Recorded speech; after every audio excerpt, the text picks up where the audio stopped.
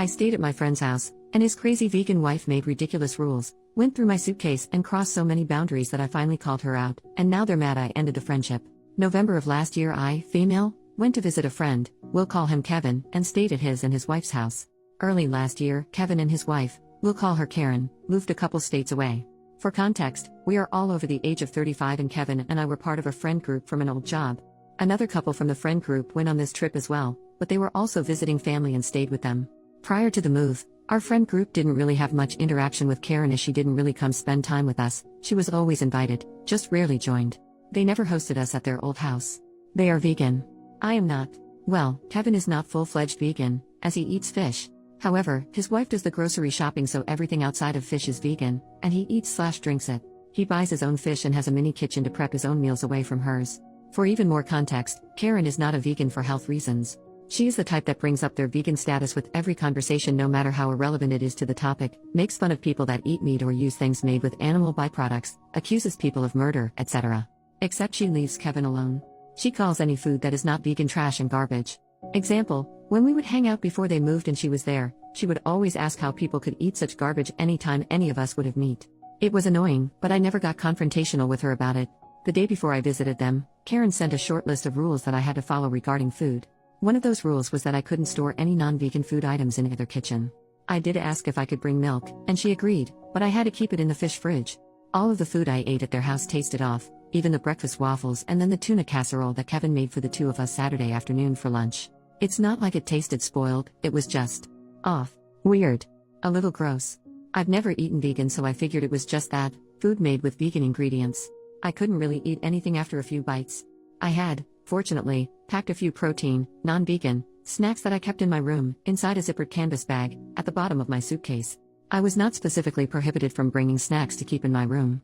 I kept my trash and disposed of it after I left. I did eat some street food from the market. Me, Kevin, and our friends went to Saturday after lunch, and I ate like a horse at the restaurant we went to that Saturday night and I am not ashamed. My husband and I are supposed to be going to visit them this weekend, and Karen called me a couple of hours ago.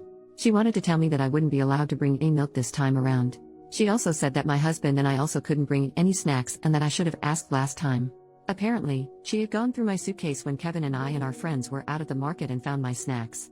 In addition to that, she also told me that she replaced my milk with almond milk and thought that was just hilarious. I drank some milk Friday night before bed and 1 glass on Saturday morning. Then, Kevin told me he used it to make our waffles and wanted to save the rest for the casserole at lunch. What actually happened was that after I poured my glass Saturday morning before breakfast, Karen dumped the rest of it out and replaced it with almond milk. Kevin knew it but didn't tell me. I never went to look for it because he said he wanted to save it. The waffles and casserole were made with almond milk. I was so mad that I knew I wouldn't be able to say anything nice. I told her I had another call coming in and hung up. After I calmed down, I called her back to ask why she went through my suitcase and why she dumped my milk. She told me that it was her house and she had a right to know, so that's why she was allowed to go through my things. She said she dumped my milk because nobody can tell the difference between cow's milk and almond milk and that I wouldn't have known if she hadn't told me. I called her a controlling, self-centered freak, told her that Kevin has a stash of real cheese hidden in the fish fridge that he sneaks into his food, and hung up on her. Then I called Kevin. He sided with her and told me that I pushed the line when I asked to bring milk and that it was incredibly rude to order meat when we went to dinner. We argued, and I told him that it seems our lives are going in different directions and that we don't need to be friends anymore. I know I probably should have asked if it was okay to have non-vegan snacks in my room, or I could have kept them in my car. I also shouldn't have called her names. I was a guest at their house and Kevin has me half convinced that as a guest, I should have respected Karen's veganism and I had any non-vegan food at all. My husband thinks they're completely in the wrong and that since their lifestyle is not one the majority of the population follows, they should have made exceptions since Kevin gets a fish exception. He's also as pissed as I am that she went through my stuff, and he also pointed out that if I was allergic to almonds, I could have gotten very ill. He says that I'm better off and thinks ending the friendship was reasonable. He and Kevin got along, but just like Karen, my husband is a spouse of someone in the friend group so they weren't really close.